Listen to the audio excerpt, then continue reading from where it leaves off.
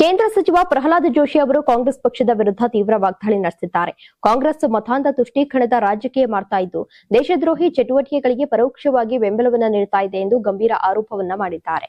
ಹುಬ್ಬಳ್ಳಿಯಲ್ಲಿ ಸುದ್ದಿಗೋಷ್ಠಿಯನ್ನ ನಡೆಸಿ ಮಾತನಾಡಿದ ಅವರು ಹಳೆ ಹುಬ್ಬಳ್ಳಿ ಗಲಭೆ ಹಾಗೂ ಹಲ್ಲೆ ಪ್ರಕರಣಗಳನ್ನ ಕೈಬಿಡುವ ಪ್ರಯತ್ನ ನಡೆದಿತ್ತು ಎಂದು ಹೇಳಿದ್ದು, ಆದರೆ ಜನರ ಹೋರಾಟದ ಬಳಿಕ ಆ ನಿರ್ಧಾರವನ್ನ ಹಿಂದಕ್ಕೆ ಪಡೆಯಬೇಕಾಯಿತು ಎಂದು ತಿಳಿಸಿದ್ದಾರೆ.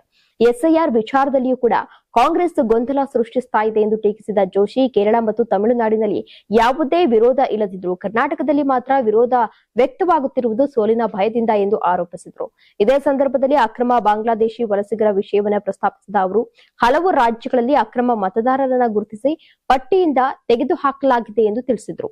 ಇನ್ನು ತೈಲ ಬೆಲೆ ಏರಿಕೆ ವಿಚಾರಕ್ಕೂ ಪ್ರತಿಕ್ರಿಯಿಸಿದ ಜೋಶಿ, ಜಾಗತಿಕ ಮಟ್ಟದ ಪರಿಸ್ಥಿತಿಗಳ ಪರಿಣಾಮವನ್ನ ದೇಶ ಎದುರಿಸ್ತಾ ಇದೆ ಎಂದು ಸ್ಪಷ್ಟಪಡಿಸಿದ್ರು. ಆದರೆ ಈ ವಿಚಾರವನ್ನ ಕಾಂಗ್ರೆಸ್ ಜನರ ದಾರಿ ತಪ್ಪಿಸಲು ಬಳಸ್ತಾ ಇದೆ ಎಂದು ಆರೋಪಿಸಿದ್ರು. ಅನ್ನಭಾಗ್ಯ ಯೋಜನೆ ಕುರಿತು ರಾಜ್ಯ ಸರ್ಕಾರವನ್ನ ಟೀಕಿಸಿದ ಅವರು, ಕೇಂದ್ರದಿಂದ ಅಕ್ಕಿ ಖರೀದಿ ನಿಂತಿರುವ ಸಂದರ್ಭದಲ್ಲಿ ಯೋಜನೆಯ ಬಗ್ಗೆ ದೊಡ್ಡ ಮಟ್ಟದಲ್ಲಿ ಹೇಳಿಕೊಳ್ಳುವುದು ಸರಿಯಲ್ಲ ಅಂತ ಹೇಳಿ ಪ್ರಶ್ನಿಸಿದ್ರು. ನೀವು ಸಣ್ಣ ಆಗ್ಬೇಕಲ್ವಾ? ಅದು ಒಂದು ಉತ್ತಮ ಆಹಾರದಿಂದ ಸಣ್ಣ ಆಗ್ಬೇಕಲ್ವಾ? ಪ್ರತಿದಿನ ನಮ್ಮ ಜೀನಿ ಸ್ಲಿಮ್ ನ ಯೂಸ್ ಮಾಡಿ ಯಾವುದೇ ಸೈಡ್ ಎಫೆಕ್ಟ್ ಇಲ್ದಂಗೆ ನೀವು ಸಣ್ಣ ಆಗ್ತೀರಾ.